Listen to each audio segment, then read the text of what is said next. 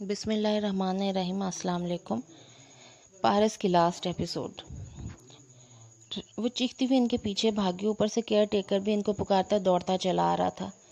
رضوان سیڑھیوں کے دہانے پر جا گرے، خون کی بوندیں ان کے سار سے نکلی اور ارد گرد تالاب بنانے لگے۔ اس نے بدحواسی سے چلاتے ہوئے ان کا سر اپنے ہاتھوں پر اٹھایا۔ وہ خون میں نہا رہے تھے مگر ان کی آنکھوں میں وہی بے یقینی تھی۔ فیضی ایسے نہیں کر سکتا، وہ اب بھی وہیں تھے۔ میں گاڑی کا انتظام کرتا ہوں۔ کیئر ٹیکر واپس اوپر کو بھاگا۔ پارس کو صرف لفظ گاڑی سنائی دیا۔ میں بابا کو بلاتی ہوں، رضوان آپ کو کچھ نہیں ہوگا۔ وہ اسی بدحواسی سے اس گھر کی سمت دوڑی۔ افضل بابا چند منٹ بعد ان کو اسپتال لے جا رہے تھے۔ پارس نے اپنا کوٹ اتار کر رضوان کے زخم پر رکھ دیا تھا مگر خون بہہ جا رہا تھا۔ ان کا سر پھٹا تھا اور اس سے آگے وہ سوچنا نہیں چاہتی تھی۔ رضوان آنکھیں کھولیں، مجھ سے بات کریں۔ وہ روتے ہوئے ان کو بار بار پکار رہی تھی۔ وہ ہوش کھو رہے تھے مگر ان ابھرتی ڈوبتی سانسوں میں یہی فکرہ ان کے لبوں پر تھا۔ فیضی سے کہنا میرے جنازے پر آ جائے۔ بابا جلدی چلاؤ، تیز۔ وہ بالکل بدحواس ہو چکی تھی۔ گھبراہٹ، بوکھلاہٹ، ڈر۔ اس نے اسپتال پہنچتے ہی تنویر صاحب کو فون کیا اور وہ فوراً بھاگے چلے آئے۔ رضوان کو ICU میں لے جایا گیا تھا۔ اسپتال ان کے ہوٹل سے ذرا دور تھا، اس لیے پہنچنے میں دیر لگی۔ آدھے راستے بعد ہی رضوان بے ہوش ہو گئے تھے۔ افضل بابا اور پارس وہیں باہر بیٹھ گئے۔ بابا پریشان تھے اور وہ شاکڈ، بس بنچ پر بیٹھی رہی جیسے ہوش و حواس کھو دی ہوں۔ لوٹی لوٹی سی پارس۔ تنویر صاحب کے آنے سے قدرے ڈھارس ملی۔ وہ ان کو دیکھ کر رونے لگی۔ رضوان ٹھیک تو ہو جائیں گے نا؟ وہ بار بار ان سے پوچھتی۔ وہ کوئی جواب نہ دے پاتے۔ افضل بابا کو انہوں نے گھر بھیج دیا تاکہ وہ جا کر فیروزہ مائی کو بتا دیں اور لے آئیں۔ اسی اثنا میں رضوان کو بالآخر ہوش آیا۔ وہ مزید صبر نہیں کر سکتی تھی، بلانے پر اندر چلی آئی۔ ان کا سر پٹیوں میں جکڑا تھا، بایاں بازو فریکچر ہوا تھا، کمر پر شدید چوٹیں آئی تھیں۔ ڈاکٹر نے کہا تھا کہ ان کو کمر کے آپریشن کی ضرورت ہے جس کے لیے ان کو باہر لے جانا ہوگا۔ فی الوقت وہ خیریت سے تھے، خاموش تھے اور کچھ سوچ رہے تھے۔ میں بہت ڈر گئی تھی۔ ان کو اپنے جانب دیکھتے پا کر اس کے آنسو پھر سے گرنے لگے۔ فیضان نے کہا تھا کہ وہ میرے جنازے پر نہیں آئے گا۔ ان کے ہونٹوں سے نکلنے والے پہلے الفاظ یہ تھے۔ پارس کو جیسے صدمہ لگا۔ آپ کو اب بھی اس کا خیال ہے؟ رضوان وہ آپ کو چھوڑ کر جا چکا ہے، مت سوچیں اس کے بارے میں۔ وہ فیضی تھا وہاں سڑک پر، اس نے مجھے نہیں دیکھا۔ وہ رک رک کر بول رہے تھے، چھت کو دیکھتے ہوئے جیسے وہاں تھی ہی نہیں۔ میں اسے روکنے جا رہا تھا، اس نے مجھے نہیں دیکھا۔ اگر وہ وہی تھا تو آپ کی اس حالت کا وہی ذمہ دار ہے۔ اگر آپ کو کچھ ہو جاتا ہے تو میں اسے جان سے مار دیتی۔ پارس، انہوں نے تھکی تھکی نگاہوں سے اسے دیکھا۔ وہ ان کے بستر کے ذرا قریب آئی۔ کیا تم میری ایک بات مانو گی؟ جی بتائیے۔ تنویر کو اندر بھیج دو اور پھر وہ جیسے کہے ویسے کرنا۔ مگر اچھا، اس نے زیادہ تردد نہیں کیا۔ ان کو اندر بھیج کر وہ خود باہر آ گئی۔ کافی دیر بعد تنویر صاحب باہر نکلے۔ کیا ہوا؟ وہ ان کو دیکھتے ہی اٹھ کھڑی ہوئی۔ وہ بہت سنجیدہ لگ رہے تھے۔ رضوان بھائی کے جان کو خطرہ ہے، مگر ابھی تو ڈاکٹر کہہ رہے تھے کہ وہ اسٹیبل ہے۔ اسے حیرت کا جھٹکا لگا۔ انہیں اس چوٹ سے نہیں بلکہ سویرا اور اسجد سے۔ کیا مطلب؟ سویرا اور اسجد کچھ دن تک پاکستان آ رہے ہیں اور ان کے ارادے درست نہیں ہیں۔ انہوں نے رضوان بھائی کے پرانے وکیل سے بھی رابطہ کیا ہے۔ وہ ساز باز کرنا چاہتے ہیں۔ ان کی انداز سے لگتا ہے جیسے وہ رضوان بھائی کی موت کی جلد توقع کر رہے ہیں۔ ان حالات میں ان کے لیے رضوان بھائی کو مارنا اور بھی آسان ہوگا۔ میں ہوٹل ان کے نام کر دوں گی، پلیز ان سے ہماری جان چھڑوا دیں۔ نہیں مسز پارس، آپ کو یہ نہیں کرنا، بلکہ آپ کو وہ کرنا ہے جو میں نے اور رضوان بھائی نے طے کیا ہے۔ ہمیں کچھ عرصے کے لیے رضوان بھائی کو علاج کے لیے باہر بھیجنا ہے۔ تب تک ہمیں ان کی سیفٹی کے لیے یہ ظاہر کرنا ہے کہ… وہ ذرا دیر کو رکے۔ پارس بے قرار نظروں سے ان کو دیکھتی رہی۔ کہ ان کا انتقال ہو چکا ہے۔ کیا؟ وہ ششدر رہ گئی۔ میں جانتا ہوں ہم ان کی سیکیورٹی سخت کر سکتے ہیں، ان کے لیے اور اقدامات بھی کر سکتے ہیں، مگر وجہ صرف یہ نہیں ہے۔ رضوان صاحب کچھ عرصے کے لیے منظر عام سے غائب ہونا چاہتے ہیں۔ آج کے واقعے کا ان کے ذہن پر گہرا اثر ہے۔ وہ دیکھنا چاہتے ہیں کہ اگر وہ مر جائے آپ کے ساتھ ان کے رشتہ دار کیا کرتے ہیں۔ وہ دیکھنا چاہتے ہیں کہ ان کے مرنے کے بعد کون ان کے لیے کیا کرتا ہے۔ پارس کے لبوں پر تلخ مسکراہٹ ابھری۔ وہ فیضی کو آزمانا چاہتے ہیں۔ وہ دیکھنا چاہتے ہیں کہ فیضی ان کے لیے آتا ہے یا نہیں، مگر یہ کھیل وہ کب تک کھیلنا چاہتے ہیں؟ بس یہ چند ماہ، جب تک ان کے علاج مکمل نہ ہو جائے، تب تک میں سویرا اور اسجد کے پیپرز امیگریشن والوں کے لیے کچھ سوالات چھوڑنے کی کوشش کروں گا۔ آپ فون پر رضوان بھائی سے رابطے میں رہیں گے، وہ جتنی رقم بتائیں آپ کو میرے اکاؤنٹ میں ٹرانسفر کرنی ہوگی تاکہ ان کا علاج ہو سکے۔ اور کیا لوگ سوال نہیں کریں گے؟ اس کا ذہن بالکل معاف ہو رہا تھا۔ وہ وہیں بینچ پر ڈھیسے گئی۔ آپ یا تو اپنے شوہر کی فکر کر لیں یا لوگوں کی مسز پارس، تنویر صاحب نے جذبات سے عاری انداز میں کہا۔ لاش کا انتظام میں کروں گا، تابوت تالا بند ہوگا۔ آپ کہیں گے کہ لاش کی حالت خراب ہے اس لیے وہ پٹیوں میں جکڑی ہے۔ دھندلے شیشے سے آدھا چہرہ کوئی نہیں پہچانے گا۔ آپ نے سب کو کہنا ہے کہ وہ سیڑھیوں سے گرے تھے، البتہ میں اپنے طور پر فیضان کو یہ بتانے کی کوشش کروں گا کہ ان کے سر کی پچھلی طرف کی نوکیلی چیز کا نشان تھا۔ وہ کیوں؟ وہ چونکی، تاکہ فیضان اور سویرا یہ خیال کریں کہ میں ان کا وفادار ہوں اور ان کو رضوان بھائی کے سو کال قتل کی سازش سے آگاہ کر رہا ہوں۔ تو آپ کس کے وفادار ہیں؟ اس نے غور سے ان کا چہرہ دیکھا، پہلی بار ذرا سا مسکرائے۔ میں صرف رضوان بھائی کا وفادار ہوں، اور یہ سب کچھ انہوں نے مجھے خود کیوں نہیں کہا؟ بہت دیر بعد وہ بولی، کیونکہ آپ بحث بہت کرتی ہیں۔ پارس نے تل ملا کر انہیں دیکھا مگر ضبط کر گئی۔ کیا میں ایک دفعہ ان سے مل سکتی ہوں؟ نہیں، ان کو شفٹ کیا جا رہا ہے۔ مکمل رازداری کے لیے ضروری ہے کہ آپ یہ فرض کر لیں کہ وہ واقعی… انہوں نے فکرہ ادھورا چھوڑ دیا۔ اسی اثنا میں افضل بابا آتے دکھائی دیے، ساتھ میں فیروزہ مائی بھی تھی۔ کیا ہوا بڑے صاحب کو؟ وہ سیڑھیوں سے گر گئے تھے، ہم اسپتال لائے۔ ڈاکٹرز نے بہت کوشش کی مگر ان کا دراصل آدھی راستے میں انتقال ہو گیا تھا، تنویر صاحب بتا رہے تھے۔ وہ جانتی تھی کہ اگلے چند ماہ تنویر صاحب تمام نشانات کو مٹانے میں لگے رہیں گے۔ وہ بالکل معاف ذہن کے ساتھ واپس آئی تھی۔ فیروزہ مائی رو رہی تھی، بہت اونچی آواز سے، اور اسے بھی رلانے کی صحیح کر رہی تھی، مگر اس کی سرخ آنکھیں خشک تھیں۔ وہ ابھی تک ششتر تھی۔ گھر سے قریب وہ اسی جگہ اتری جہاں گزشتہ رات وہ سفید گاڑی کھڑی تھی۔ وہاں برف پر اب بھی شیشے کے ٹکڑے پڑے تھے۔ اس نے ایک بڑا ٹکڑا اٹھا لیا اور اپنے پاس میں اسی طرح محفوظ کر لیا جیسے فیضان کے لیے نفرت اندر مقید تھی۔ برف نے اسے یہ کرتے ہوئے دیکھا مگر خاموش رہی۔ بہت عرصے بعد وہ اس بیوہ پہ روئی جس کا شوہر مرا نہیں تھا، اور جب وہ روئی تو پگھل کر جھرنوں میں بہہ گئی، یہاں تک کہ پہاڑوں کا بڑھاپا ڈل گیا اور جوانی پھر سے اپنے جوبن پہ آ گئی۔ 7 رنگوں کی کمان نے روشنی کی رفتار سے اپنا سفر طے کیا، یہاں تک کہ وہ 2 آدھے روشن اور آدھے تاریک چہروں کے ساتھ آن ٹھہری جو اسٹڈی روم میں آمنے سامنے کھڑے تھے۔ میں نے اس رات بھی کہا تھا کہ اگر آپ کو کچھ ہو جاتا تو آپ کی موت کا ذمہ دار فیضان ہوتا۔ وقت نے ثابت کر دیا کہ میں ٹھیک تھی۔ کیا واقعی؟ انہوں نے ابرو اٹھائی۔ آپ اب بھی اس کی حمایت کرنا چاہتے ہیں تو ٹھیک ہے، آپ آج دیکھیے گا، سویرا وہ تھی جو آپ کو مارنے آ رہی تھی، فیضی وہ ہے جو مجھے مارنے آیا ہے، دونوں میں کوئی فرق نہیں ہے۔ آج میں آپ کو دکھاؤں گی کہ فیضی کیا ہے۔ رضوان نے دھیرے سے شانوں کو اچکایا۔ میں تیار ہوں، تم جو کرنا چاہتی ہو کر سکتی ہو، میں تمہیں اتنا ہی مضبوط دیکھنا چاہتا ہوں اور وہ میں دیکھ رہا ہوں۔ آگے تم اپنے فیصلوں میں آزاد ہو۔ پارس نے گہری سانس لے کر خود کو جیسے کمپوز کیا اور مسکرائی۔ ٹھیک ہے، پھر میں پارٹی میں جا رہی ہوں اور مجھے معلوم ہے کہ وہاں فائز نہیں فیضان ہوگا۔ آپ نے بھی مجھ سے چھپایا، حالانکہ سویرا کی آمد کا آپ نے تنویر صاحب سے سنتے ہی مجھے بتایا تھا، مگر فیضان کو آپ نے ہمیشہ پروٹیکٹ کیا۔ لیکن آج دیکھیے گا کہ میں اس کے بارے میں صحیح کہتی تھی۔ سارے بہن بھائی ایک جیسے ہو رہے ہیں، کہہ کر وہ پلٹ گئی۔ رضوان مسکراتے ہوئے اس کو جاتا دیکھتے رہے۔ ہال کمرے کی سجاوٹ نہایت خوبصورتی سے کی گئی تھی، پھولوں کے مہک اور روشنیوں کی چکا چوند۔ عموماً اس پارٹی کے لیے دوسرے ہال مختص کیے جاتے تھے، مگر پارس کے آخری منٹ کی تبدیلی کا ایک حصہ پارٹی کے دعوت نامے کینسل کر کے اس چھوٹے ہال میں تمام ارینجمنٹ کروانا تھا، اور نشستیں بھی اتنی لگائی گئی تھی جتنی اس نے تاکید کی تھی۔ 2 کرسیوں کی 4 میزیں، کسی کے نام نہیں لکھے تھے۔ پھر بھی فیروزہ مائی شکیل کے ہمراہ بیٹھی تھی اور سویرا تنہا۔ ایک میز پر تنویر صاحب اور فائز بیٹھے تھے، جبکہ آخری میز کی دونوں کرسیاں خالی تھی۔ شکیل کافی دیر سے باہر تھا، ابھی واپس آیا تھا، اور ساتھ اس نے سویرا کو آنکھوں سے کچھ اشارہ کیا تھا جسے انہوں نے سمجھ کر ہلا دیا تھا۔ فائز نے کنکھیوں سے اس اشارے کو دیکھا تھا اور اس کے متعلق سوچا بھی تھا۔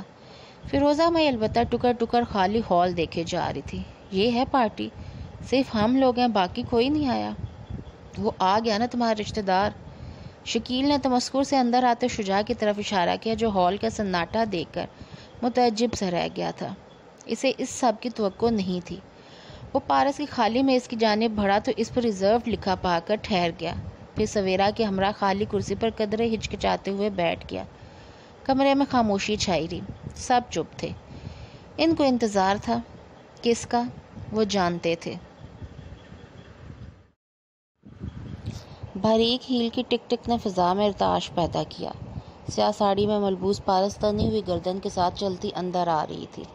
اس کے لبوں پر مسکراہٹ تھی، وہی مسکراہٹ جو گزرے 7 ماہ میں کہیں گم ہو گئی تھی۔ Good evening every one. اسے آتے دیکھ کر فائز اور تنویر صاحب کھڑے ہو گئے۔ وہ مسکرا کر سب کو مخاطب کر کے بولی اور اشارے سے فائز کو اپنے ساتھ آ کر کھڑے ہونے کو کہا۔ اس نے سر کو خم دیا اور پارس کی بائیں جانب آ کھڑا ہوا، البتہ اس کے چہرے پر اضطراب تھا۔ کیا ہونے جا رہا تھا وہ نہیں جانتا تھا۔ میرا خیال ہے سب مہمان آ چکے ہیں، اس لیے مجھے آپ سب کا تعارف کروا دینا چاہیے، وہ مسکرا کر کہہ رہی تھی۔ یہ تنویر صاحب ہیں، ہماری بہت وفادار ساتھی۔ یہ سویرا ہیں، رضوان کی عزیز بہن۔ یہ میرے والد کی وائف مسز فیروزہ ہیں۔ یہ ان کے بیٹے شکیل اور یہ میرے تایا کے بیٹے شجاع۔ وہ سب کی طرف ہاتھ سے اشارہ کرتی مسکرا کر کہہ رہی تھی۔ جواب میں کوئی اچھے اور کوئی برے منہ کے ساتھ سر کو خم دے کر تعارف قبول کرتا۔ آخر میں وہ فائز کی طرف گھومی، مسکرا کر اس کی آنکھوں میں دیکھا اور بآواز بلند بولی، اور یہ فیضان حیات ہیں، رضوان کے بھائی۔ مجھے خوشی ہے کہ آپ نے ہماری دعوت قبول کی۔ ایک لفظ پر زور دے کر اس نے کہا۔ فیضان اس جذباتی کیفیت سے نکل چکا تھا جب وہ بوکھلا یا گھبرا جاتا۔ پارس کے انداز و اعتبار اس سے پہلے کسی انہونی کی خبر دے چکے تھے، اس لیے وہ اندرونی جھٹکے اور شوق پہ قابو پا کر پھیکا سا مسکرایا۔ مجھے خوشی ہے آپ نے مجھے بلایا پارس۔ اس کا لہجہ، نگاہیں سب مختلف تھا۔ اس کے سامنے کوئی سر جھکاتا مؤدب امپلائی نہیں، بلکہ اس سے شوہر کا بھائی کھڑا تھا۔ یہ پارس کی امید سے کم رد عمل تھا، مگر وہ مایوس نہیں ہوئی۔ شکیلہ اور فیروزہ مائی بری طرح چونکے، مگر کسی نے کچھ نہیں کہا۔ بہت دیر کر دیا آپ نے آنے میں فیضان۔ میں تو ہمیشہ سے آپ کے قریب تھا، آپ نے پہچاننے میں دیر کر دی۔ وہ بھی مسکرا رہا تھا، البتہ اس کی نگاہیں سخت پتھریلی تھی۔ وہ جواب میں کچھ کہنا چاہتی تھی کہ فون بجنے لگا۔ اس نے بات لبوں پر روک کر ہاتھ میں پکڑا موبائل دیکھا، کوئی غیر شناسا نمبر۔ ہیلو؟ پارس نے فون کان سے لگایا اور رضوان کی آواز سننے کی توقع کر رہی تھی، مگر یہ کوئی نسوانی آواز تھی۔ مسز پارس جلدی سے نیچے آئیں، ریسیپشن پہ کوئی عورت آئی ہے آپ سے ملنے۔ اس کے پاس ایک پیکٹ ہے جو اسے رضوان صاحب نے کسی زمانے میں دیا تھا، وہ یہی بتا رہی ہے۔ کسی کو وہ پیکٹ نہیں دے رہی، پلیز آپ نیچے آ جائیں۔ فون کٹ گیا۔ وہ ذرا سا الجھی، فیضان اسی طرح سے دیکھ رہا تھا۔ ایکسکیوز می، وہ سب کو دیکھ کر بولی اور باہر کے جانب بڑھی۔ فیضان نے آنکھیں سکیڑے اس کو جاتے دیکھا، پھر گردن موڑی تو شکیل کے لبوں پہ ذرا سی مسکان تھی۔ ساتھ اس نے سویرا کو دیکھا اور سویرا نے اس کو۔ فیضان نے بغور ان دونوں کی نگاہوں کے تبادلے دیکھے اور پھر باہر جاتی پارس کو۔ وہ تیز قدموں سے چلتی باہر آئی۔ دو کوریڈور موڑ کر وہ اس راہداری میں آگے جہاں لفٹ تھی۔ لفٹ کے باہر سگنل بتا رہا تھا وہ اس فلور پہ ہے۔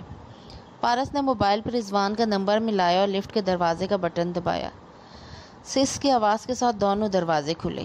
پارس کو اپنے پیچھے دوڑتے قدموں کی آواز آئی اور سامنے نیم روشن لفٹ کی۔ اس نے موبائل کان سے لگاتے ہوئے اندر قدم رکھا۔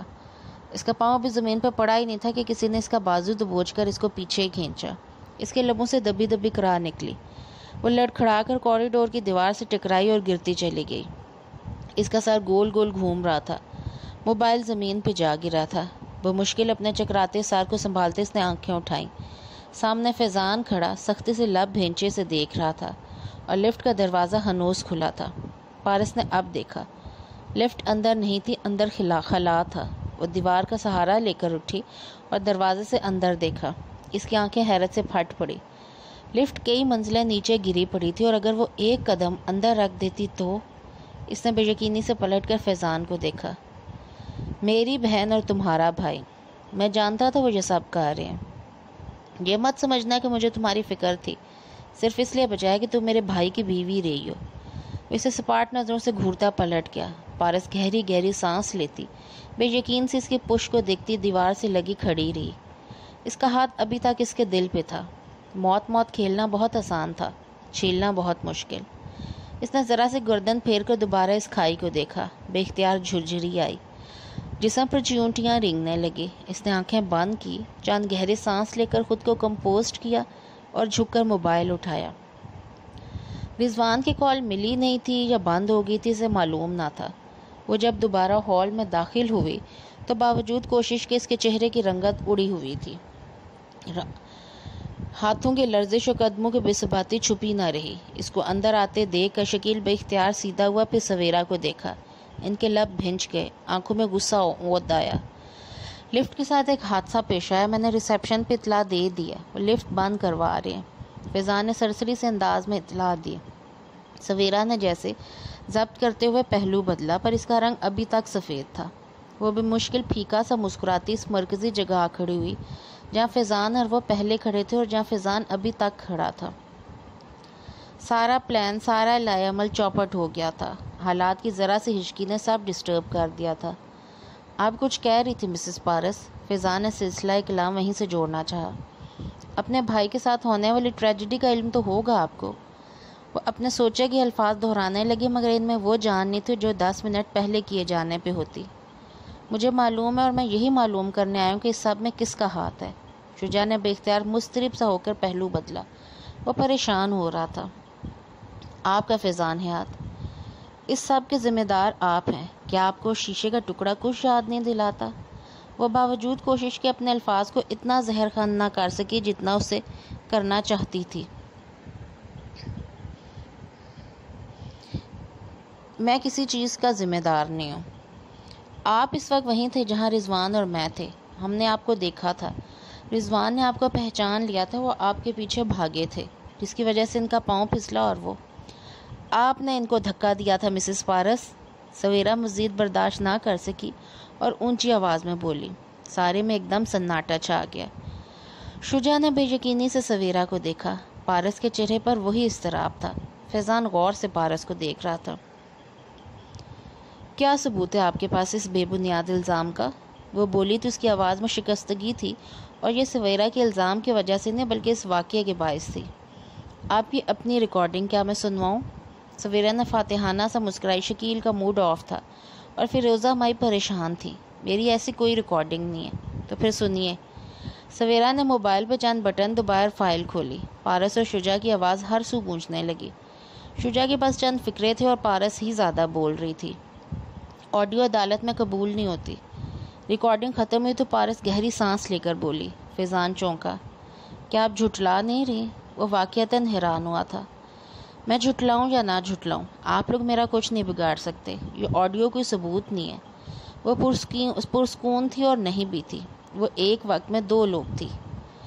پارس، تو نے مارا تھا اسے؟ فیروزہ مائی بے یقین تھی۔ پارس چند لمحے خاموش رہی، سب اسی کو دیکھ رہے تھے۔ ہاں، میں نے ہی ان کو دھکا دیا تھا، مگر آپ لوگ میرا کیا بگاڑ سکتے ہیں؟ فیضان کے جبڑے اتنی سختی سے بھنچے کہ گردن کی نسیں ابھرنے لگی۔ اس کی آنکھوں میں غصہ اودانے لگا۔ میں سمجھتا تھا آپ بے قصور ہے، مگر نہیں، آپ ہی سب کی ذمہ دار تھی۔ اگر یہ بات آپ پہلے کہتی تو میں ہرگز نہ آپ کو بچاتا۔ وہ شدید صدمے میں تھا، دکھ میں تھا، غصے میں تھا۔ میں اس آڈیو کو میڈیا پہ دے سکتی ہوں، ہر جگہ تمہاری بدنامی ہوگی اور بالآخر اتھارٹیز کو یہ کیس کھولنا ہی پڑے گا۔ پارس، سویرا کے پاس پورا منصوبہ تھا۔ پارس بالکل چپ ہوگی۔ مگر آپ ایسا نہیں کریں گی؟ وہ پہلی دفعہ پریشان نظر آنے لگی۔ ہم ایسا ضرور کریں گے، فیضان کہتے ہوئے واپس اپنی کرسی کی طرف چلا گیا۔ وہ جیسے اس کے ساتھ کھڑا بھی نہیں ہونا چاہتا تھا۔ نہیں، ہم ایسا نہیں کریں گے، ہم اس بارے میں بات کر سکتے ہیں، کوئی ایگریمنٹ کر سکتے ہیں۔ مثلاً ہماری زبان بندی کی قیمت کے طور پہ تم ہمیں کیا دے سکتی ہو؟ سویرا کی آنکھیں چمکی۔ آپ کیا لینا چاہتی ہیں؟ بھائی جی کے تمام ہوٹلز، ورنہ تم جیل میں ساری عمر سڑو گے اور اسی جوانی میں اوپر چلی جاؤ گی۔ فیصلہ تمہارا نہیں ہے، تمہارا ہے۔ تمام نہیں، صرف باقی کے 2 ہوٹلز۔ وہ جیسے جمع تفریق کرنے لگی تھی۔ میں اس ہوٹل سے نیچے کسی شے پہ راضی نہیں ہوں گی پارس، مگر میں نے آپ کو ہوٹل دے دیا تو میں کہاں جاؤں گی؟ بھائی جی کی دلائی ہوئی جیولری تم رکھ سکتی ہو، گھر رکھ سکتی ہو، پھر دوبارہ پھنسا لینا کسی بڈھے کو، اسے بھی مار دینا، مگر ہمیں اپنے ہوٹلز چاہیے۔ آپ اس کی یوں توہین نہیں کر سکتے۔ شجاع دل ملا کر بولا۔ سویرا نے ناگواری سے اسے گھورا۔ چپ رہو۔ ٹھیک ہے، میں آپ کو ہوٹلز دے دوں گی۔ اس نے جیسے بہت تکلیف سے فیصلہ کیا۔ پارس، بے وقوف مت بنو، یہ تمہارا کچھ نہیں بگاڑ سکتے۔ شجاع نے بے اختیار اسے روکنا چاہا۔ آپ ہوٹلز کا کاغذات لے لیں اور مجھے ریکارڈنگ دے دیں، بس بات ختم۔ بات ختم نہیں ہوئی مسز پارس اور مسز سویرا، فیضان نے موبائل فون نکالتے ہوئے کہا، کیونکہ میں آپ کو پولیس کے حوالے کرنے جا رہا ہوں۔ فیضی رکو، سویرا نے بے اختیار اس کا بازو تھاما، اسے آنکھوں میں کوئی اشارہ کیا۔ پارس نے بے بسی سے فیضان کو دیکھا۔ آپ کو ہوٹلز چاہیے نا، میں دے رہی ہوں، اب آپ کیا چاہتے ہیں؟ مجھے ہوٹل نہیں چاہیے، مجھے میرے بھائی جی کے خون کا بدلہ چاہیے، اس کی آنکھوں میں دیکھتا ایک ایک لفظ چبا کر بولا۔ تم جانتی ہو میں یہاں کیوں آیا تھا؟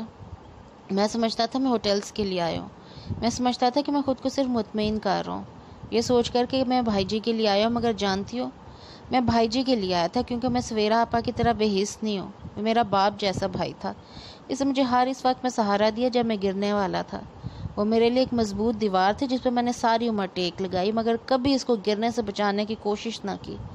پارس، میرے بھائی جی کو مجھ سے ہمیشہ تکالیف ہی ملی ہیں، آج تم مجھے شہر کے سارے ہوٹلز بھی دے دو تب بھی تم مجھے میری تمام غلطیوں کا مداوع کرنے سے نہیں روک سکتی۔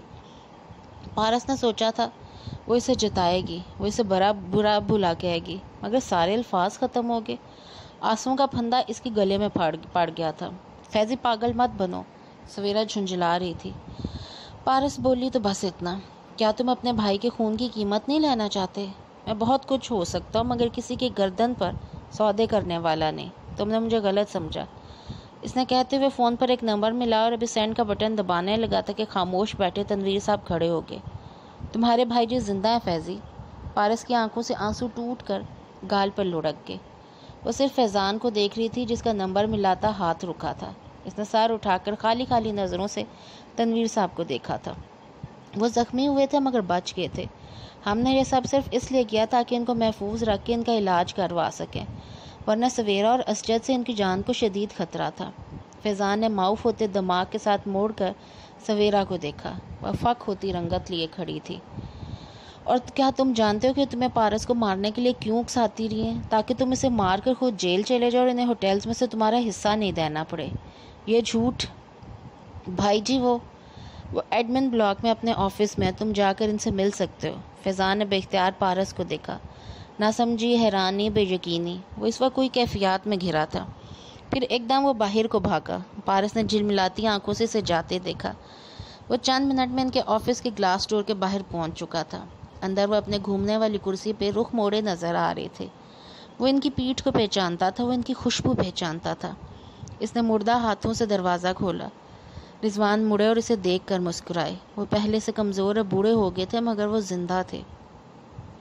میں جانتا تھا تم میری خون کی قیمت نہیں لوگے، میں تمہیں جانتا ہوں فیضی، میں تمہیں ہمیشہ سے جانتا تھا۔ بھائی جی، وہ رونا چاہتا تھا مگر رو نہیں سکا، بس ان کے سامنے آ کر کھڑا ہو گیا۔ وہ ابھی تک بے یقین تھا۔ وہ مسکراتے ہوئے گردن اٹھا کر اسے دیکھ رہے تھے۔ میں نے ہمیشہ زیادتی کی، کیا ہم پہلے جیسے ہو سکتے ہیں بھائی جی؟ جیسے میرے بچپن میں آپ اور میں ہوا کرتے تھے۔ بہن بھائیوں کی یہ مجبوری ہوتی ہے کہ ان کو پہلے جیسا ہونا ہی پڑتا ہے، ہمیں بھی ہونا پڑے گا۔ شاید کچھ وقت لگے گا مگر وقت تو ہر چیز میں لگتا ہے فیضی۔ وہ اٹھے اور اسے گلے سے لگا لیا۔ وہ ان کی کمر پر ہاتھ رکھنے کے لیے ہاتھ بھی نہ اٹھا سکا۔ ابھی ان کے قریب آنے، ان کا اعتبار بحال کرنے کے لیے اسے بہت سا وقت چاہیے تھا۔ ہال کمرے میں وہ اکیلی تھی، سوائے شجاع کے، سب جا چکے تھے۔ تنویر صاحب شکیل کو وہاں سے لے گئے تھے۔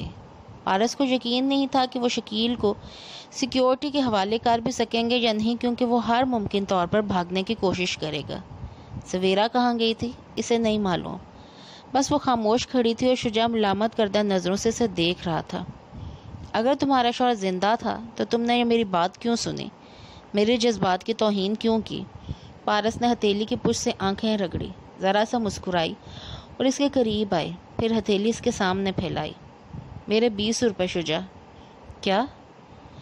میرے 20 روپے تم پہ ادھار ہے شجاع۔ یاد ہے تم میرے لیے یہ بالیاں لائے تھے؟ میں نے صدر میں دیکھی تھی، وہاں 100 روپے کی تھی مگر تم 70 کے لائی تھی۔ میں نے اگلے ہی دن محلے کی دکان سے چیک کر لیا تھا، وہ تم اسی دکان سے لائے تھے اور 50 روپے کی تھی۔ مجھ سے دکان نے جھوٹ بولا یا تم نے بھی سب کی طرح میرا استعمال کیا؟ میں اس مخمصے میں برسوں سے الجھی تھی، اس لیے میں نے کبھی ان بالیوں کو نہیں اتارا، مگر آج میرے دل سے وہ پھانس بھی نکل گئی۔ ہوٹل ان کے دینے پہ تمہاری بے سکونی مجھے بتا گئی کہ تم ہوٹلز کے لیے میرے پاس واپس آئے تھے۔ اس نے کانوں سے ایک ایک کر کے بالیاں اتاری اور ان کو فرش پر پھینک دیا۔ چلے جاؤ شجاع یہاں سے، تم بھی ہمیشہ سے میرا استحصال کرنا چاہتے تھے، چلے جاؤ۔ وہ واقعی ایک پل وہاں نہ ٹھہرا، بس ویران نظروں سے کبھی اسے دیکھتا، کبھی زمین پہ گری بالیوں کو دیکھتا، باہر نکل گیا۔ بارش کی آنکھ سے ایک قطرہ بھی نہ گرا۔ ایک قطرے کی بارش اب سوکھ چکی تھی۔ رضوان ٹھیک کہتے تھے، یہ فیضان کا امتحان نہیں تھا، میں اپنا اور شجاع کا امتحان لے رہی تھی۔ دل میں لگا آخری کانٹا بھی آج نکل گیا۔ اس نے چہرے کو ہاتھوں سے تھپ تھپا کر خود کو کمپوز کیا اور ذرا سا مسکرائی۔ اب اسے رضوان کے پاس جانا تھا، فیضان بھی وہیں ہوگا۔ ویسے اسے برداشت کرنا اور اسے نارمل طریقے سے بات کرنا مشکل ضرور ہوگا، مگر آہستہ آہستہ چیزیں نارمل ہو ہی جائیں گی۔ اسے یقین تھا وہ باہر چلے گی۔ ہیل کی ٹک ٹک مدم ہوتی گئی، فرش پر گری بالیاں اپنے اندر کی انمٹ کہانیاں سموئے وہیں پڑی رہی، ان کی چمک مان پڑ چکی تھی۔ اس کے ساتھ ہی ناول کا اینڈ ہوتا ہے۔ امید ہے کہ آپ لوگوں کو ناول پسند آیا ہوگا اور اپنے فیڈ بیک سے ضرور آگاہ کرنا ہے۔ اس کے بعد ہم انشاءاللہ کوئی شارٹ ناول 1-2 دن کریں گے اور اس کے بعد پھر کوئی نیا سلسلے وار ناول سٹارٹ کریں گے۔ اللہ حافظ۔